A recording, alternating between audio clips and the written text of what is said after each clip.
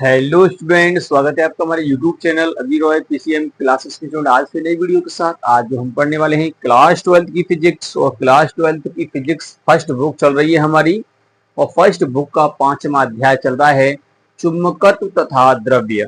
इसका एक most important topic लेके चल रहे हैं जिसका नाम है धारावाही प्रणालिका क्षण चुंबक की भांति, या हम कह सकते हैं धारावाही प्रणालिका एवं क्षण चुंबक में समानता क्या होती है उसके बारे में आज हम यहाँ पर देखने वाले हैं। पूरा डेरिवेशन करेंगे, डेरिवेशन से इसको समझेंगे, गणितीय विवेचना से इसको हम समझेंगे, ठीक है नहीं, कि किस प्रकार से एक धारावाही प्रणालिका क्षण चुंबक की भांति व्यवहार करती है। ठीक है, तो स्टूडेंट वीडियो को आपको एंड तक देखना है, तभी आपको ये टॉपिक क्लियर तरीका समझ में आएगा, और ये टॉपिक बोर्ड एग्जाम में 5 अंक का देखने के लिए मिलेगा। इस टॉपिक को छोड़ना नहीं है, बहुत ही आसान शब्दों में मैं आपको इसको कवर कराऊंगा, ज्यादा कुछ नहीं लिखना है। ठीक है, जितना मैं आपको बताऊंगा बस केवल उतना ही आपको नोट करते चलना है। ठीक है नहीं, बहुत ही सिंपल तरीका से आपको समझ में आ जाएगा एक धारावाही प्रणालिका किस प्रकार से क्षण चुंबक की भांति व्यवहार करती है। ठीक है, तो बने रहिए वीडियो को एंड तक स्टूडेंट।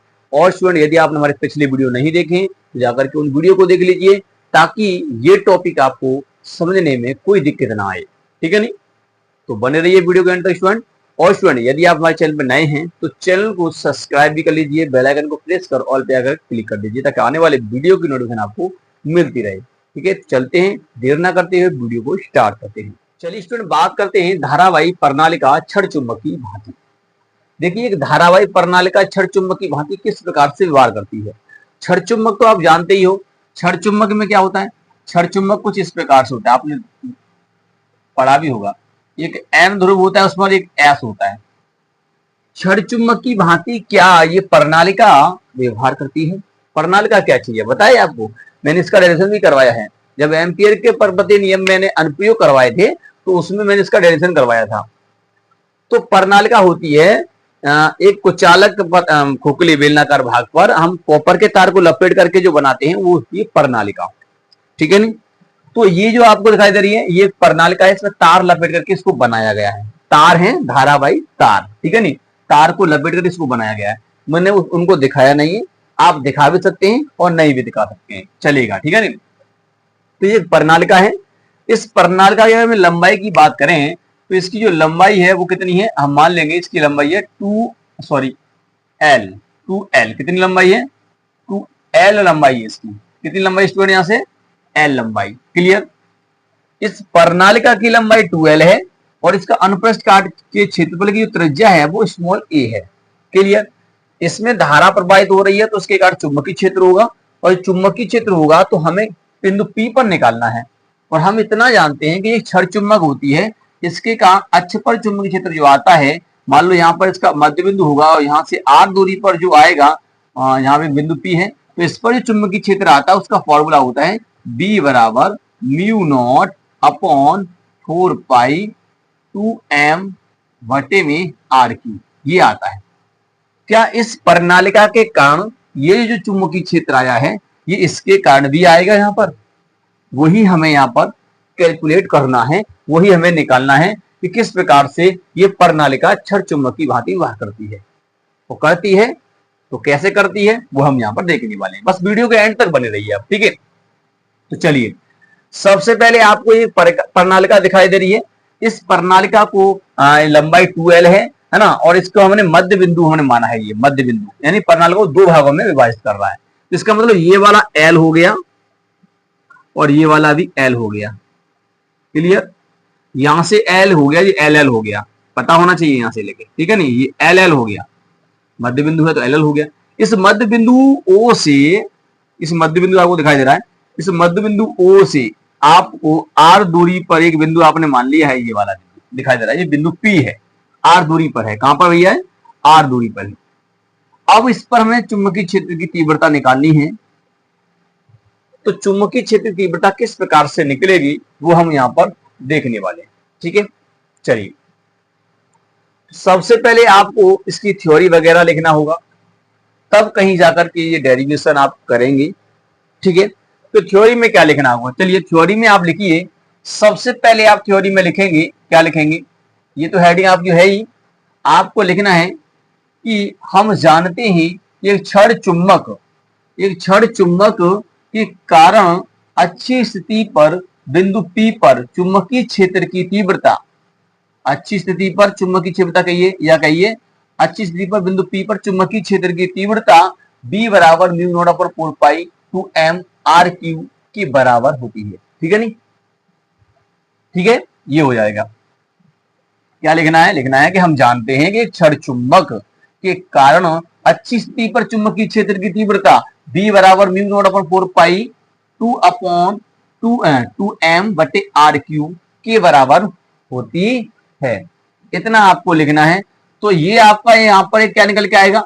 ये समीकरण निकल के आएगा। उस समीकरण को आप यहाँ पर लिख देंगे। मैं समीकरण लिख लेता हूं। B बराबर कितना है? म्यू नॉट अपॉन 4 पाई और क्या है 2m और बटे में r क्यू। इसको हम समीकरण फर्स्ट मान लेंगे। ये समीकरण हमारा क्षण चुंबक के निकल के आता है अच्छी स्थिति पर। ठीक है ना, अच्छे ऐसे होता है ना, तो इस पर निकल के आता है। इसका कैलकुलेशन, इसका जो डेरिवेशन है वो हमने कर लिया है। ठीक है ना, यदि आपने नहीं देखा है तो जाकर के देख लीजिए। अच्छी और निरक्षी दोनों स्थितियां हमने कर ली है। ठीक है, यही व्यंजक अगर इसके लिए यहां पर आ जाता है तो कह देंगे क्षण चुंबक की भांति व्यवहार करता है। ठीक है नहीं, चलिए तो इसे अब निकालेंगे कैसे? सबसे बड़ी बात तो यह है निकालेंगे कैसे। तो चलिए अब हम बात करते हैं प्रणालिका के लिए गणना करने पर। आप यहाँ पर हेडिंग लगाएंगे प्रणालिका के लिए गणना करने पर। तो अब यहाँ पे हेडिंग लगा करके अब नीचे आपको क्या लिखना है? आप लिखेंगे पहले इसकी थ्योरी लिखेंगे। क्या लिखेंगे? थ्योरी। तो लिखेंगे कि माना 2L लंबाई की एक प्रणालिका है जिसमें प्रत्येकांक लंबाई में फेरों की संख्या स्मॉल n है। कितनी है? स्मॉल n है। मान लेंगे भाई ये प्रणालिका है तो इसमें जो फेरे होंगे तार के वो प्रत्येकांक लंबाई में कितने हैं? मान लिए हमने L n मान लिए। कितने हैं? n है। अब n प्रणालिका में फेरों की संख्या है, यानी कि फेरों की संख्या यानी प्रत्येकांक लंबाई है फेरों की संख्या प्रणालिका में। ठीक है नहीं, तो क्या किया हमने कि माना एक 2L लंबाई की प्रणालिका है जिसके प्रत्येकांक लंबाई में फेरों की संख्या स्मॉल n है। प्रणालिका में धारा I प्रवाहित हो रही है। प्रणालिका का अनुप्रस्थ काट क्षेत्रफल स्मॉल a त्रिज्या का है। ठीक है, किसका है? स्मॉल a त्रिज्या का है। अनुप्रस्थ काट क्षेत्रफल स्मॉल a त्रिज्या का है। प्रणालिका के मध्य बिंदु O से r दूरी पर अच्छी स्थिति पर एक बिंदु P लिया है। क्या लिया है? एक बिंदु P लिया है जिस पर चुंबकीय क्षेत्र की तीव्रता की गणना करने पर। क्लियर? जो थ्योरी मैंने आपको बोली है उसी थ्योरी को यहाँ पर लिख देना है, ज्यादा कुछ नहीं लिखना है, अन्यथा बहुत बड़ा हो जाएगा, थ्योरी इतना बड़ा हो जाएगा, है ना। क्या लिखना है मैंने फिर से बता देता हूं कि माना एक 2L लंबाई की प्रणालिका है जिसके प्रत्येकांक लंबाई फेरों की संख्या स्मॉल n है। प्रणालिका में प्रवाहित धारा I है। प्रणालिका के अनुप्रस्थ काट क्षेत्रफल की त्रिज्या स्मॉल a है। प्रणालिका के मध्य बिंदु O से r दूरी पर अच्छी स्थिति पर एक बिंदु P लिया है जिस पर चुंबकीय क्षेत्र की तीव्रता की गणना करने पर। क्लियर? चलिए इतना लिखने के बाद अब आगे चलते हैं। अब इसमें कैलकुलेशन करते हैं। अब देखिए ये प्रणालिका है, इसमें फेरे होंगे तार के, है ना। हम इतना तो जानते ही हैं कि जब एक लूप होता है, ये एक लूप है, ये एक लूप में धारा प्रवाहित हो रही है ऐसे, तो हमने पढ़ा है कि एक धारावाही लूप के कारण चुंबकीय क्षेत्र अक्ष पर उसके केंद्र पर बायो-सैवर्ट के नियम में पढ़ा है। तो मान लीजिए यहां से ये इसकी क्या है, त्रिज्या है a और यहां से इसके x दूरी पर एक बिंदु माना था P, इस पर चुंबकीय क्षेत्र तीव्रता हमें निकालनी होती है। तो इसका हमने फॉर्मूला पढ़ लिया है। फॉर्मूला क्या होता है? B बराबर होता है, क्या होता है भैया? B बराबर होता है mu naught NI a square वटे में होता है 2 कोष्टक में a स्क्वायर प्लस का x स्क्वायर 3/2। ये फॉर्मूला होता है। इसके कारण जहां अक्ष पर निकालते हैं तो ये पढ़ लिया हमने, डेरिवेशन कर लिया है, ठीक है नहीं। बायो-सैवर्ट का अनुप्रयोग है, सेकंड अनुप्रयोग, ठीक है। तो ये फॉर्मूला हमने पढ़ लिया है। तो ये केवल एक लूप के लिए है ना। अब यहाँ तो भैया बहुत सारे लूप होंगे क्योंकि यहाँ फेरे होंगे ना तार के ऐसे, तो बहुत सारे लूप बनेंगे। अब उसके लिए आपको दूरी पता होनी चाहिए।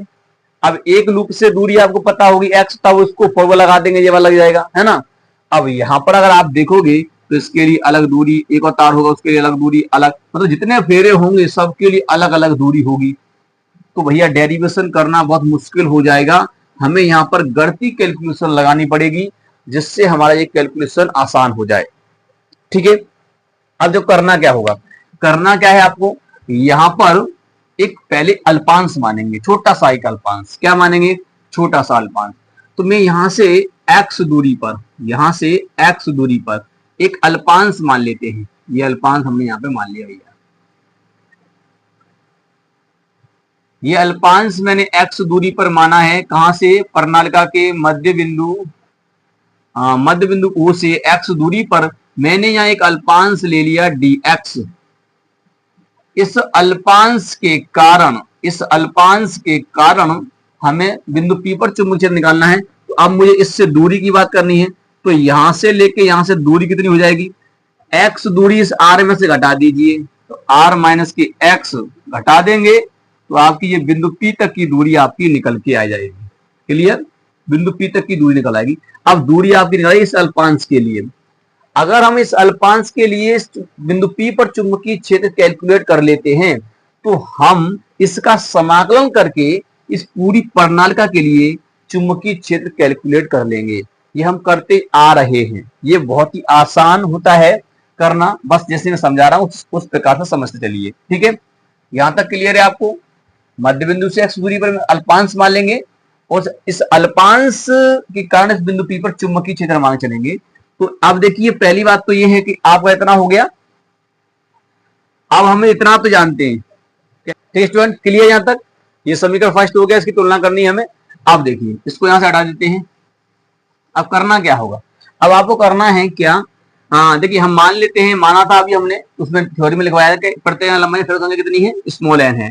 तो यहाँ पे आपको लिखना है कि माना प्रणालिका, प्रणालिका की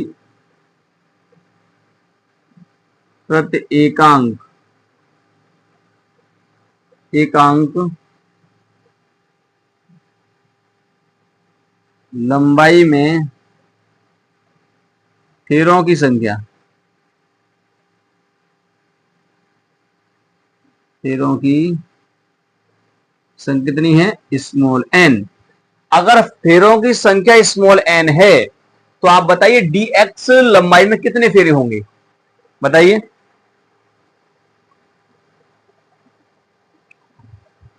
यदि यहां पर आपको दिखाई दे रहा होगा प्रत्येकांक लंबाई यानी छोटी सी लंबाई में फेरों संख्या कितनी है, स्मॉल एन, तो dx लंबाई में कितनी होगी, तो आप यहां पे लिखेंगे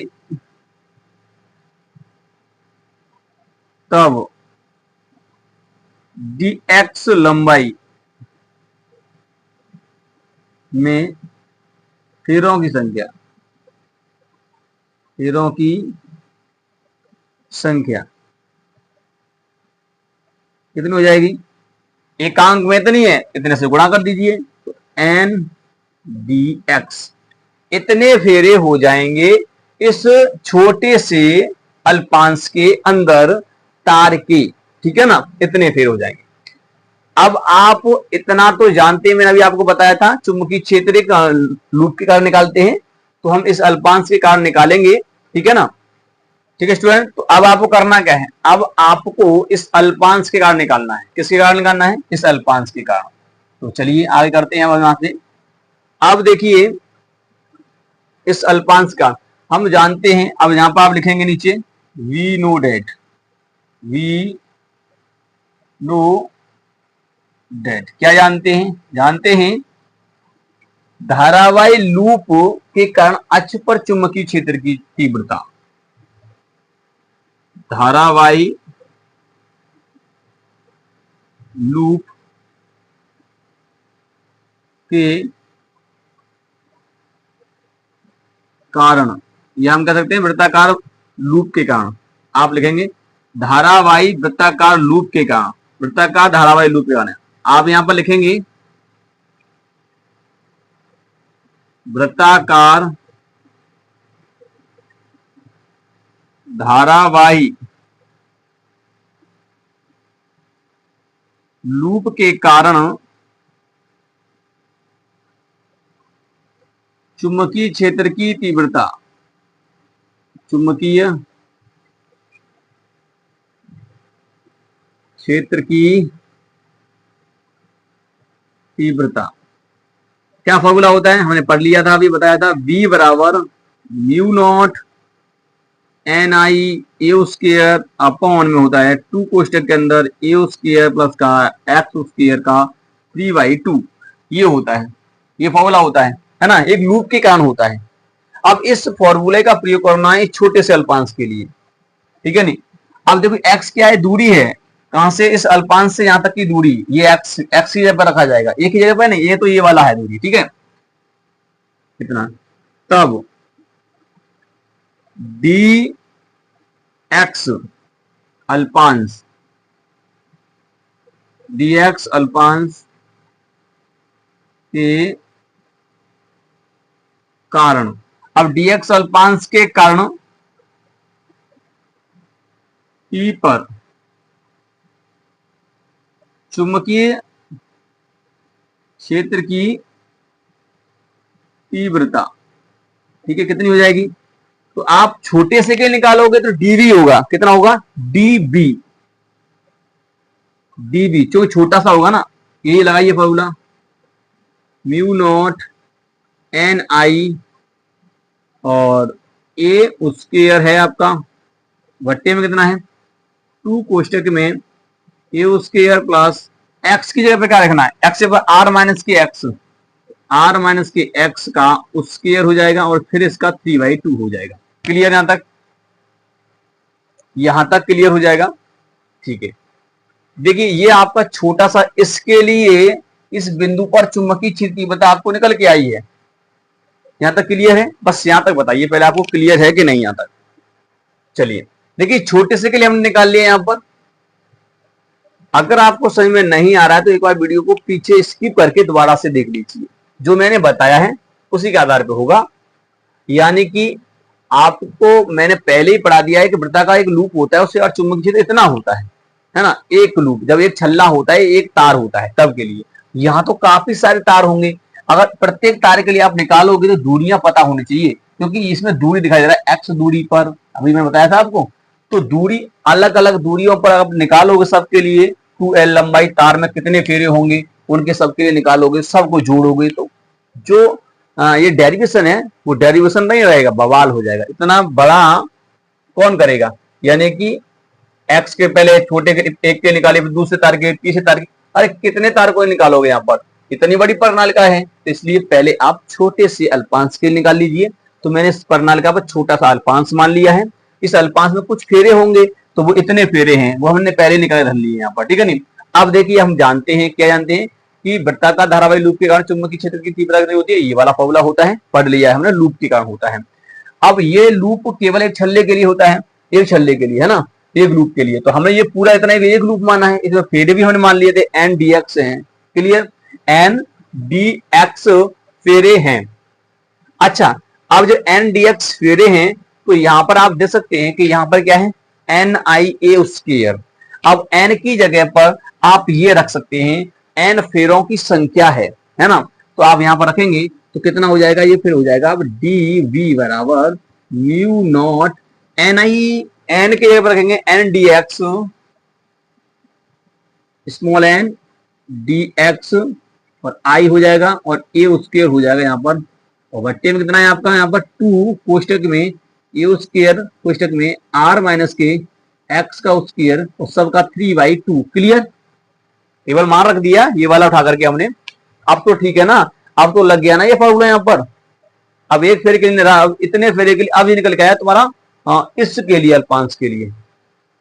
अब आपको करना क्या है, आप समझिए, यहाँ पे काम करते हैं, थोड़ी सी कंडीशन लगाएंगे, क्या लगाएंगे कि ये दूरी आपको दिखाई दे रही है, ये दूरी बहुत बड़ी है, इसकी तुलना में बहुत बड़ी है, और जो इसका जो 2l है इसकी तुलना में भी खूब बड़ी है, ठीक है नहीं। तो इसका मतलब ये है कि यहाँ जो l दिखाई दे रहा है इनसे भी बड़ा है, ये इससे भी बड़ी है, और इस x दूरी से भी देखिए बहुत ज्यादा बड़ी है, ये तो बहुत छोटा है ना, ये छोटा सा अल्पांश माना है, बहुत छोटा है। तो आपको करना क्या है, यदि मान लेंगे यदि जो r है ना वो बहुत बड़ा है, किससे, ए से, ए से किससे बड़ा है? ए से बड़ा है, वह एक्स से भी, तब ए और एक्स क्या हो जाएंगे? नगण्य हो जाएंगे, नगण्य होगा। क्लियर? ए और एक्स नगण्य हो जाएंगे। क्या हो जाएंगे? नगण्य हो जाएंगे, यानी कि इनका कोई अस्तित्व नहीं रहेगा, इनको हटा देंगे। यहाँ पे क्या करना है, आप पहले इतना नोट कर लीजिए। अब मैं क्या करूंगा, इस पर देखिए क्या करेंगे, इसको हम जीरो मान लेंगे, ये जीरो हो जाएगा, और इसको जीरो मान लेंगे, ये बहुत छोटी ही दूरियां हैं, मान के चल रहे हैं यहाँ पर कंडीशन लेके। तो ये जीरो हो जाएगा, बचेगा आपका केवल आर बचेगा। क्या बचेगा? आर बचेगा। ठीक है नहीं, आर बचेगा, और आर पर स्क्वायर है तो यहाँ स्क्वायर हो जाएगा, आर स्क्वायर, और 3/2 बाहर है। ठीक है, तो चलिए पहले इतना नोट कर लीजिए, इसको यहां से फिर मैं हटाता हूं।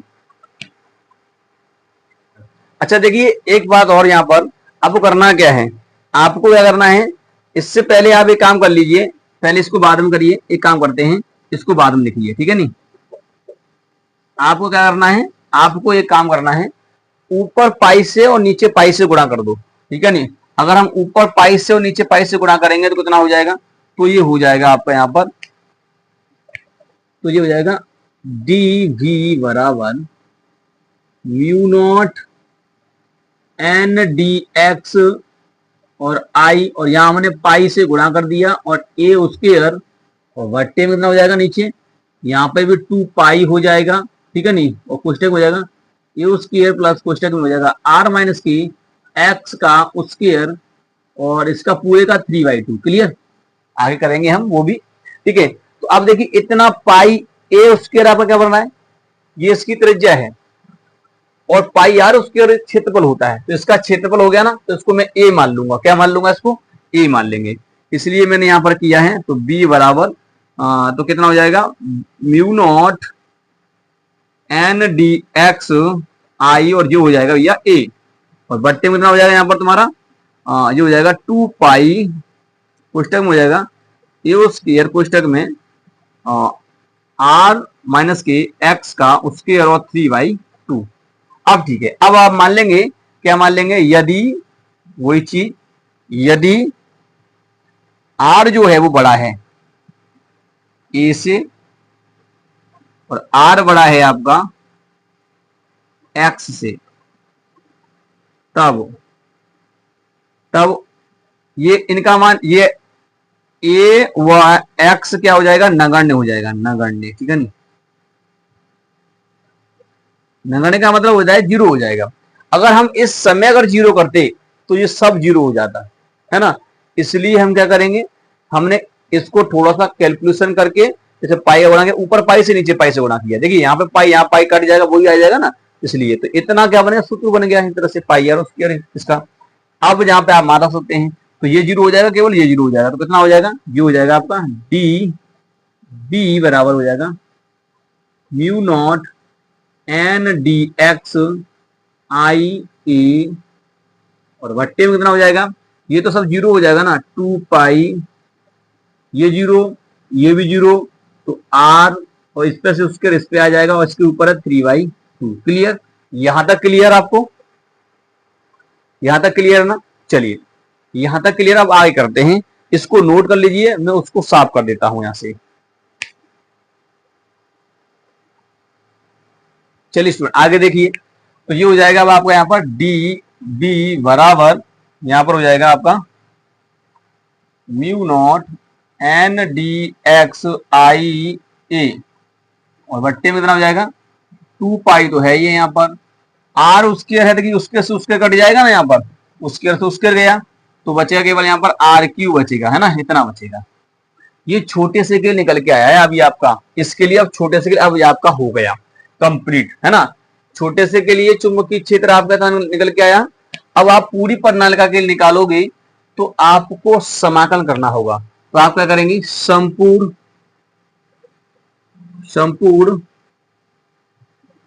परिनालिका हेतु,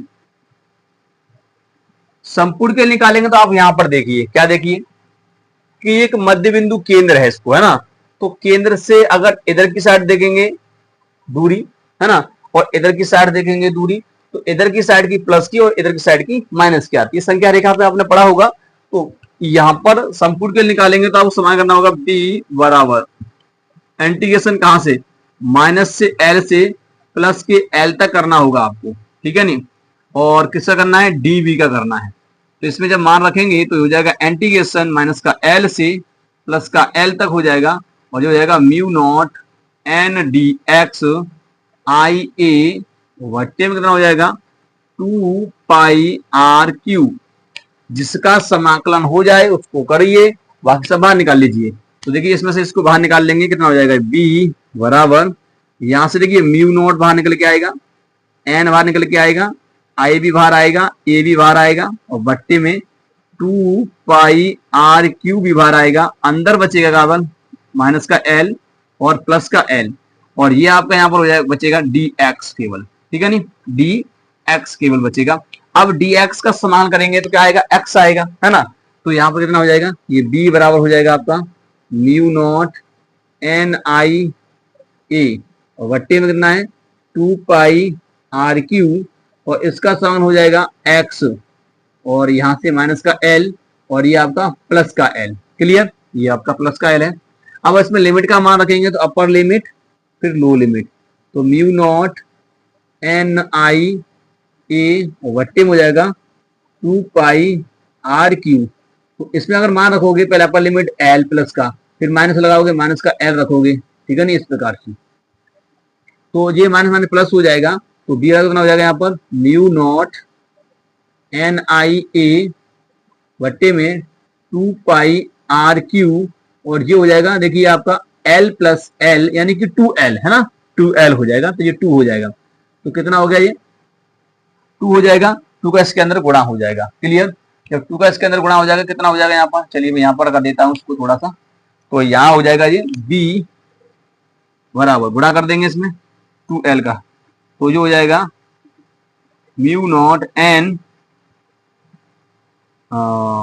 आई ए 2L वट्टे में हो जाएगा 2 पाई आर क्यू। यहां तक क्लियर, यहां तक क्लियर हो तो बताइए। चलिए स्टूडेंट अब इसको नोट कर लीजिए, अब मैं इसको रफ कर देता हूं, उसके बाद इसको आगे करते हैं।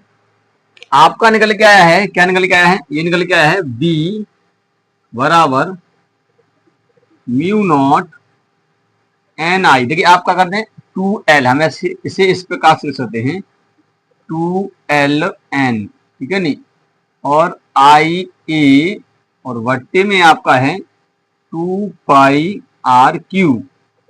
अब आप खुद देखिए यहाँ 2LN क्या है, मैंने माना था प्रत्यय लंबाई फेरो संख्या है n, है ना। तो आप यहाँ पर देखेंगे 2L लंबाई है, तो 2L लंबाई में फेरो संख्या कितनी हो जाएगी 2L into n, small n, है ना, प्रत्येक लंबाई में फेरो संख्या मानी थी मैंने स्मॉल n, टोटल लंबाई में 2L स्मॉल n। तो यहां पर लिखेंगे जहां n बराबर कितना हो जाएगा 2NL कहिए या NL कहिए, ठीक है, इसके बराबर होगा। तो यहाँ n हो जाएगा d बराबर mu naught N I A, और वट्टे में कितना हो जाएगा आपका यहाँ पर 2 पाई आर क्यू। अब ये काम और करना है, क्या करना है, ऊपर 2 से गुणा कर दो, 2 से गुणा नीचे कर दो, कितना हो जाएगा, तो आपका जो हो जाएगा b बराबर म्यू नॉट एन आई ए, यहां पर हम 2 से गुणा कर रहे हैं इसको, और 2 इंटू 2 करेंगे तो 4 हो जाएगा, तो 4 पाई हो जाएगा, 4 पाई आर क्यू हो जाएगा।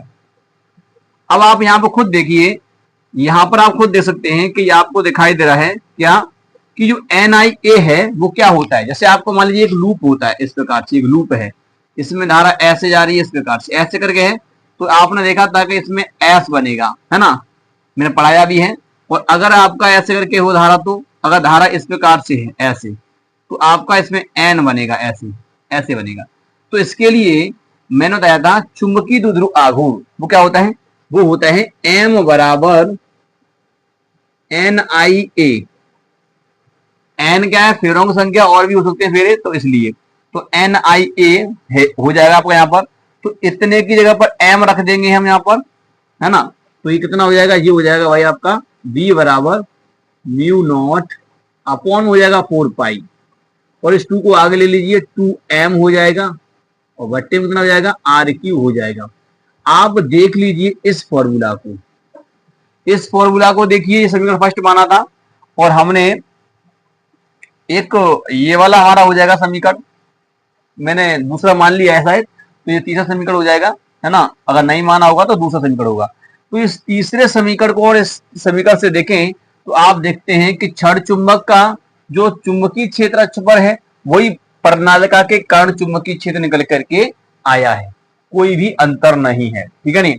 तो अतः आप क्या लिखना है, अतः आप लिख देंगे, मैं बोल रहा हूं वो लिख देना है, क्या लिखना है अतः।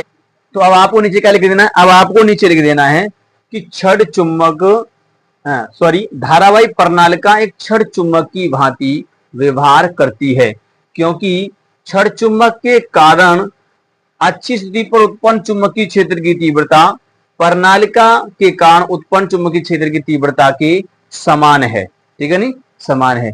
इसलिए धारावाही प्रणालिका क्षण चुंबक की भांति व्यवहार करती है। क्लियर। ये आपका डेरिवेशन संपन्न होता है, इतना ही करना होता है, सिद्ध करना होता है, दिखाना होता है तुलना करके, बस आपका ये डेरिवेशन कंप्लीट हो जाता है।